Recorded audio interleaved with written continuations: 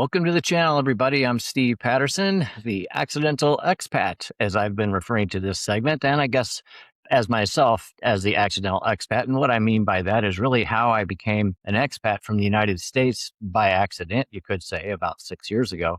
But I've since expanded the aperture of expat to sort of move beyond the conventional lines of nationalism and sort of boundaries and political things. We usually hear about somebody being expatriated from the country in which they were born or something along those lines, meaning an expat, residing in another land, as a resident, something along those lines. Another country like I do in South America and Colombia, originally being from the United States.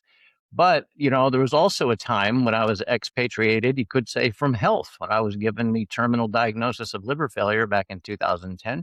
And then again in 2017, when that became cancer of the liver. I talk a lot on other places here on the channel about my transplant experience, recovery, and cancer and all that, liver failure and hepatic encephalopathy and all kinds of other fun topics, you could say. And I will talk about that here. In fact, I had planned to today to do it just like that, expatriated from health. But things have come up in the last 48 hours that have made me rethink a little bit about this. And I'm going to kick that till next week. So in this one, I think I would really love to have some community engagement. I talk a lot about heavy metal music. We had that a big part of the channel. My brother and I, Troy, the Gen X transplant brother, both of us being born in 1966, both of us having a liver transplant, oddly, within just a few years of each other.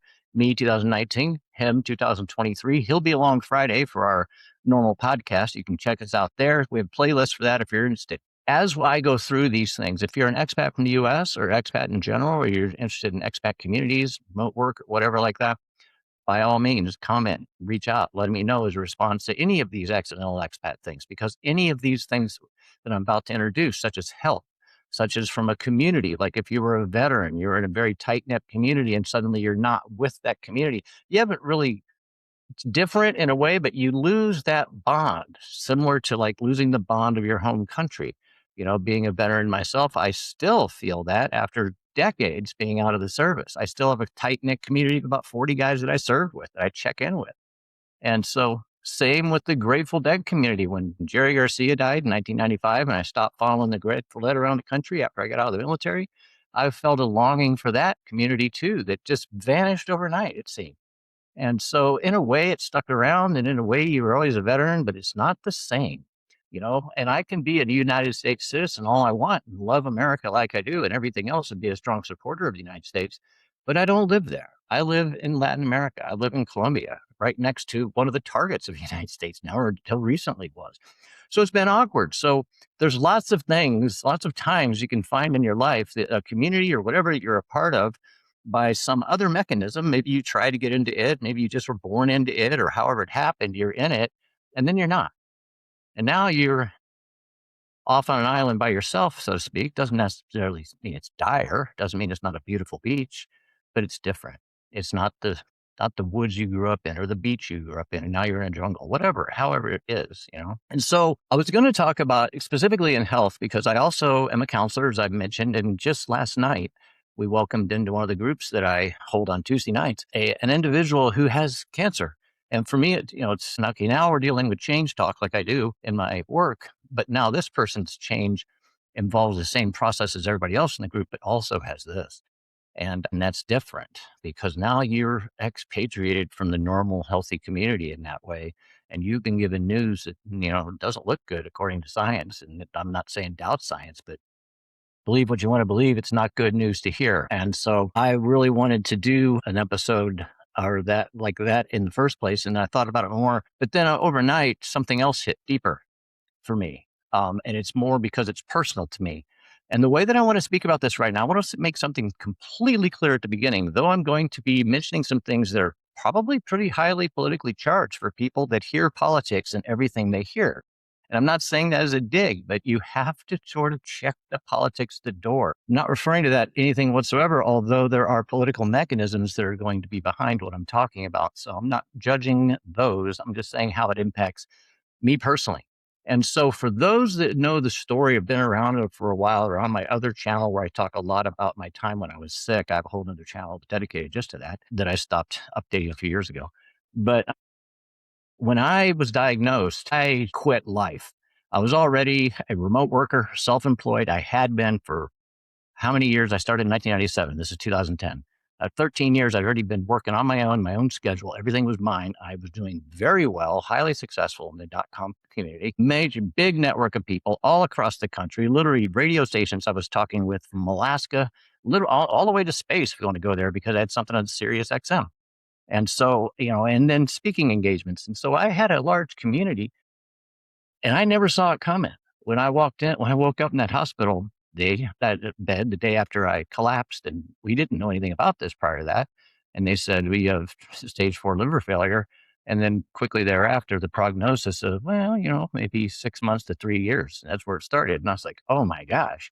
And so I didn't buy into that at all. I had the freedom to go home and just lock myself in my basement, basically in my home office, and stay there for the duration while I was sick without finances being an issue. I was able to sell the company like I did. There's a story about all this. But the way I also got around it is I didn't do traditional medicine for almost 7 years after that. I went into a very spiritual place. At the time, I had hepatic encephalopathy. I'll talk more about that elsewhere. It affects your mind when your blood gets cleared up, but toxins build up. And long story, but it's very confusing, very uncomfortable place. And so it primed me to be able to get very spiritual in the way that I did. And so I went into some deep forms of spirituality, and it was there that I re-linked up with something that had been with me since I was a little kid. I've always been fascinated from the littlest kid days by, at first, the little comic book of Thor. And so when Thor came out on BSNF's Channel 44 in Chicago, when I was like in third grade, and he had his own TV comic every day for 30 minutes, it was like, I couldn't believe it. So I got introduced to Thor and Loki and Odin and all this stuff and Sleipnir and everything else in the Bifrost Bridge. And I was just all in. And I loved it. Same time, it went well with my G.I. Joe stuff, because this was, strong, manly stuff for a 7-year-old, and or whatever, how old I was. But that never left me, because I was one of the kids that went right into Tolkien, right into Dungeons and Dragons, the books version before the second player's manual or whatever it was, the new DM's guide, that old school. And then, so I was very into the whole mythological space, and I still am today. I've been an avid World of Warcraft gamer, as is documented elsewhere. My son introduced that to me when I had to stay home as something for me to do in 2010. It worked. It gave me a place to go and sort of escape and just get lost running around this world that fit perfectly with my sort of built-in mythology that I had running on in my head.